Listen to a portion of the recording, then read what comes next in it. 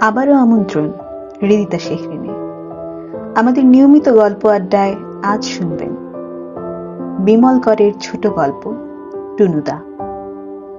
শুরু হচ্ছে টুনুদা। লোকে বড় হলে গুরু ধরে। আমি 9-10 বছর বয়সে এক গুরু করেছিলাম। গুরুর নাম টুনু। আমার মামাতো বড় ভাই। টুনুদা বলেই ডাকতাম। আমার বাবা তখন গোমতে রেলে চাকরি করেন। আমরা থাকতাম রেলের কোয়ার্টারে।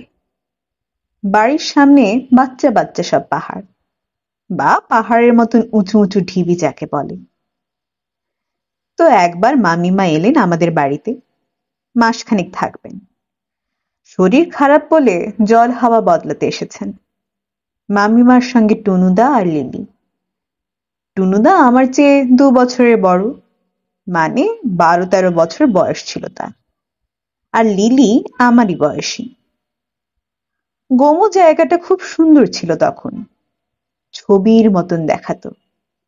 আমরা দিব্যি ছিলাম। আর টুনুদারা এসেছিল জামশেদপুর থেকে। এসেই আমাকে বলল, আমরা 1 মাস থাকবো, তুই আমার চেলা হবি, বুঝলি? না হলে তো নাক ফাটিয়ে দেব। আমি রোগা পটকা ভীতু ধরনের, আর টুনুদা তখন গাঁট্টা গোট্টা শক্ত ধরনের। দুটো ঘুষি ঝেড়ে আমার নাক ফাটাতে টুনুদার বেশিক্ষণ লাগবে না।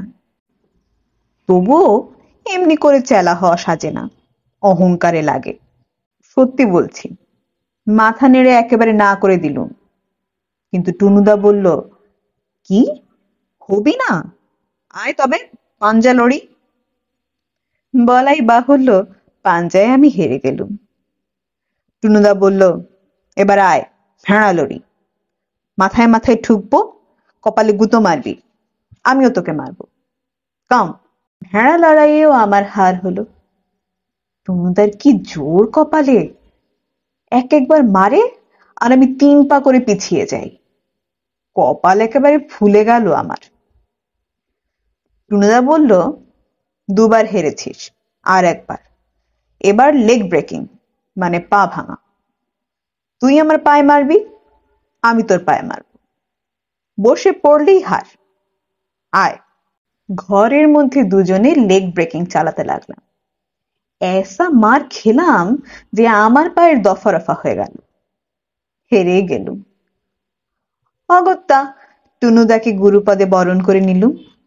গুরুকে সন্তুষ্ট করার জন্য মায়ের খুচরো পয়সা থেকে 2 পয়সা সরিয়ে নিয়ে টুনুদাকে জিলিপি খাওয়াতে হলো। এই টুনুদা যে কত বড় গুরু আজ বুড়ো বয়সে এসে আমি সেটা বুঝতে পারি।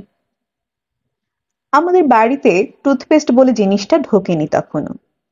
কোন বাড়িতেই বা ঢুকেছিল? মাজন দিয়ে দাঁত মাজতাম। টুনুদার হাতে সেদিন টুথপেস্ট দেখে অবাক হয়ে বললুম, ওটা কি টুনুদা?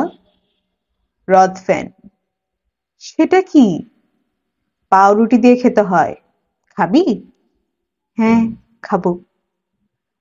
গোমতে তখন অ্যাংলো সাহেব ছিল অনেক। পাউরুটিও তৈরি হতো, যেমন নরম তেমনি মিষ্টি।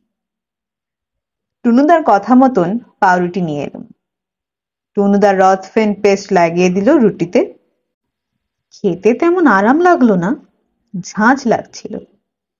এমন সময় লিলি সেটা দেখতে পেয়ে চেঁচিয়ে উঠে বলল, ও মা, ওটা তো টুথপেস্ট, দাঁত মাজে। তুই রুটি দিয়ে পেস্ট খাচ্ছিস? কি ভূত রে! টুনুদার সে কি হাসি, হাসতে হাসতে চিৎপাত। আরেকদিন টুনুদা আমায় বলল, লিপ্পি খাবি? লিপ্পি? সে আবার কি? অ্যাংলো মাদ্রাজিরা খায়, একবার খেলে আর ভুলতে পারবি না। তুমি ফের ঠকাবে না তো? ঠকিয়েছি কোথায়? পেস্ট দিয়ে পাউরুটি খেতেই তো সবচেয়ে ভাল লাগে, আমি তো খাই। যা, দাঁত মাজার জিনিস কেউ খায়? তুই একেবারে গাধা। খাবার জন্যই তো দাঁত। দাঁতে না লাগিয়ে তুই কিছু খাতো দেখি, তোকে 10টা টাকা দেব। বেশি তর্ক করলুম না, কেননা গুরুর সঙ্গে তর্ক করতে নেই। বললাম, লিপ্পি খাবো।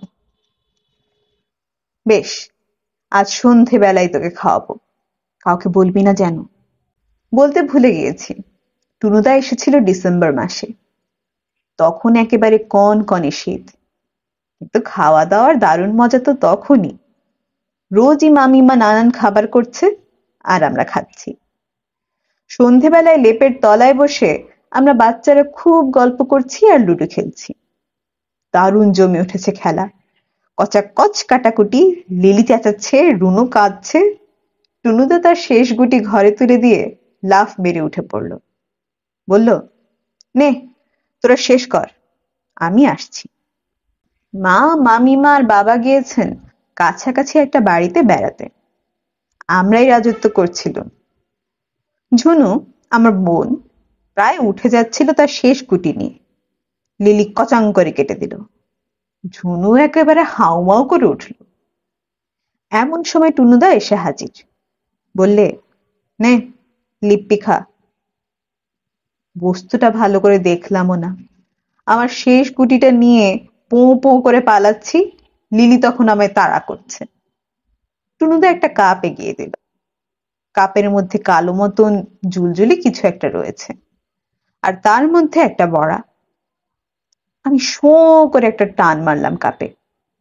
মন্দ লাগলো না, সামান্য তেতো তেতো আর তার সঙ্গে টক মিষ্টি। ছক্কা চালতে চালতে আবার এক চুমুক দিলাম। এবার ঝালটা জিভে লাগলো। তারপর বড়াটা মুখে দিলাম এবং মুখে দেওয়া মাত্রই কেমন যেন গা গুলিয়ে গেল। আছে বিছানায় বমি করে ফেলি এই ভয় তরাক করে লাফ মেরে এক ছুট্টে বাইরে। বমি হলো না, বড়াটা তো খাইনি, মুখেই ছিল। বাইরে গিয়ে ফেলে দিলুম। মুখ ধুয়ে ঘরে এলুম আবার। বিচ্ছিরি লাগছিল। ঝুনু জানতে চাইলো, কি খেলি রে? বললুম, লিপ্পি। লিপ্পি? সেটা কি? ঝুনু জিজ্ঞেস করলো। টুনুদা বলল, মাদ্রাজিরা খায়, খাবি?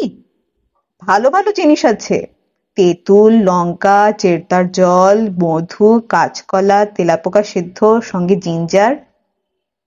টুনুদার কথা শুনে ঝুনু নাক মুখ চাপা দিয়ে বমি করতে ছুটল। আমার যে তখন কি অবস্থা তা কেমন করে বলবো। এই টুনুদাই জামশেদপুরে ফিরে যাবার আগে আমায় খুব দুঃখ করে বলল, চেলা রে, আমি তোর সঙ্গে শুধু ঠাট্টাই করলাম, তোকে এবার সত্যি সত্যি একটা ভালো জিনিস খাইয়ে যাব। আমি বললুম, না না টুনুদা, টুথপেস্ট আর পাউরুটি খেতে অত খারাপ নয়। টুনুদা বলল, না, এবার তোকে ডিম ছানা খাওয়াবো। ডিম ছানা আবার কি জিনিস? শুনে আমার চোখ ছানা বড়া হয়ে গেল। আমি বললাম, ডিম থেকেই তো ছানা হয়। টুনুদা বলল, তুই কিছু জানিস না। আরে ডিম ছানা হলো সার্কাসের ট্রাপিস খেলোয়াড়দের খাবার। ট্রাপিস খেলা দেখেছিস তো? ওই যে আকাশে লাফালাফি করে। একবার দেখেছি। তাহলে বোঝ কত গায়ের জোর হয় ওই ডিম ছানা খেলে। তুমি আবার ঠকাবে। আরে না না, ভদ্রলোকের এক কথা। তুই আমার চেলা, তার উপর ভাই। তোকে একটা ভালো খাবার খাইয়েই যাবো এবার। তুই পরশুদিন গোটা চারেক ডিম জোগাড় করতো। টুনুদাকে পুরোপুরি বিশ্বাস হলো না, আবার খানিকটা বিশ্বাস হলো। হাজার হোক, ভাই বলে কথা। চলে যাচ্ছে জামশেদপুরে, যাবার আগে কি আর দুষ্টুমি করবে? অনেক কষ্টে দুটো ডিম জোগাড় করে দিলাম টুনুদাকে। টুনুদা আমাদের বিলাস পানির ফাঁকা ঘরে গিয়ে কাঠকুটো জ্বালিয়ে ডিমের বড়ার মতন কি একটা ভাজলো। রং হলো মালপোর মতন খানিকটা লালচে কালো। শাল পাতায় করে খেতে দিল আমাকে। খেলাম খানিকটা, ভয়ে ভয়ে। খেতে যে খুব খারাপ লাগছিল তা নয়, তবে খানিকটা তেতো লাগছিল। বললুম, জিনিসটা কি বললে না? শুনবি? তাহলে শোন, তোকে শিখিয়ে রাখি। ডিম ফেটিয়ে তাতে নুন দিবি, লঙ্কা দিবি কুচিয়ে, পেঁয়াজ দিবি, সোডা দিবি, আর একটা আধ আঙ্গুল সাইজের টিকটিকের বাচ্চা। ওকে ওকে ওকে, কি হলো রে? আমার যা হয়েছিল আজও তা মনে আছে। 3 দিন একটানা বমি করেছি। আর টুনুদার পিঠের ছাল বলে কিছু ছিল না।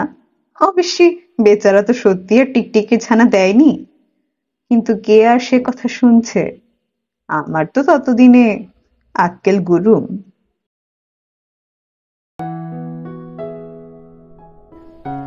এরই সাথে শেষ হলো আমাদের আজকের আয়োজন।